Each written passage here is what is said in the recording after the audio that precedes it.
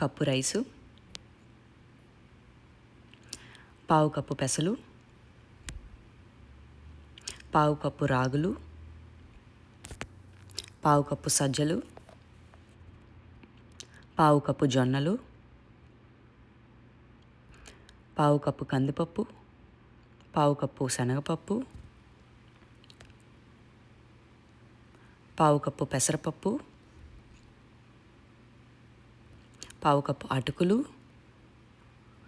పావు కప్పు మినప్పప్పు.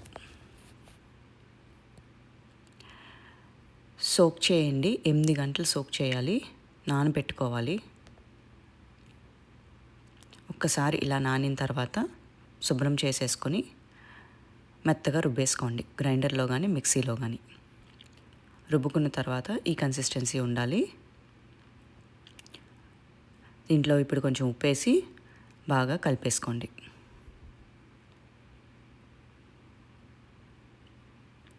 ఒకసారి కలిపేసుకున్న తర్వాత మూత పెట్టేసి దీన్ని బాగా ఫెర్మెంట్ అవ్వనివ్వండి.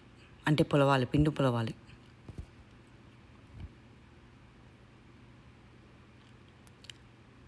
ఒక 6 to 7 గంటలు పడుతుందండి పిండి పులవటానికి.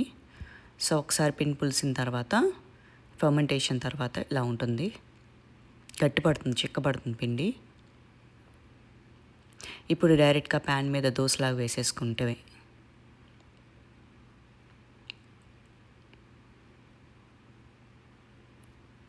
దోశని బాగా కాల్చుకుని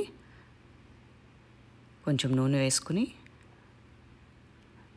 ఇలా అయిన తర్వాత బాగా కాలిన తర్వాత ఇలా తీసేసుకుని ఎంజాయ్ చేయండి.